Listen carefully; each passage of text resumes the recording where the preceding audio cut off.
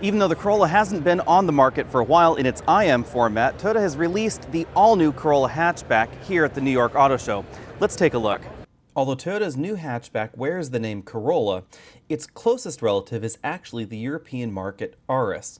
That's because the 2018 Corolla Hatchback now rides on Toyota's latest platform, which also underpins the new Prius, as well as the Toyota CHR and the upcoming Lexus UX. As we've come to expect from new models, the 2018 Corolla Hatch is 1.2 inches wider and 1.5 inches longer than its predecessor. The front end is styled quite like the current generation Toyota Camry and features bi-beam LED headlamps. Wheel sizes range from 16 to 18 inches, and there are now different trim levels, which is something that we didn't see with the Corolla IM. That's because that started its life as a Scion, and Scion was really noted for their single-spec vehicles.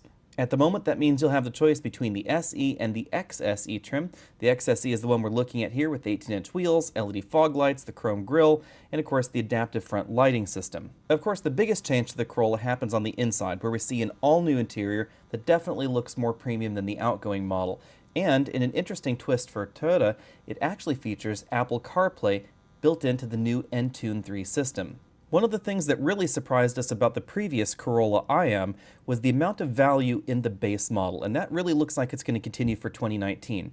In addition to that Entune audio system with the 8-inch touchscreen being standard that features Apple CarPlay and Amazon Alexa integration, we also find Toyota's latest active safety system. Toyota's calling their latest package of active safety systems Toyota Safety Sense 2.0. This builds on what we've seen standard in other Toyota models, but we're seeing a new version in 2019 in the Corolla as well as in the new RAV4. This features the same pre-collision warning system with pedestrian detection that we've seen before, but now it expands the ability to detect pedestrians daytime and nighttime versus what was seen last time. The new version of the system will also detect cyclists out on the road. The system will tell you that it thinks a collision is imminent, and then if you don't do anything, it will either try and stop the vehicle completely depending on the speed that you're going, or try and mitigate the collision as much as possible. The package also includes full speed range radar adaptive cruise control, a new lane keeping assistance system that has a better ability to try and determine where the vehicle is in the lane, even if the lane markings aren't quite as clear as they could be. We also get automatic high beams and a road sign assist system that will actually read the road signs on the side of the road and then show you your speed limit and other applicable road signs in the instrument cluster. Under the hood, we get an all-new 2-liter direct-injection 4-cylinder engine and a new continuously variable transmission.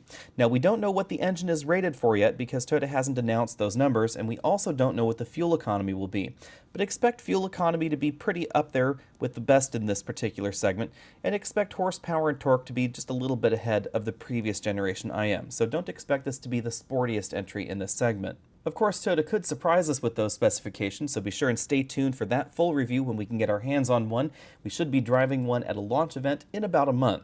After that, you should expect to see the new Corolla at your local Toyota dealer sometime in the middle of 2018. Be sure and hit that subscribe button down there at the bottom of your screen and stay tuned for more updates from the New York International Auto Show.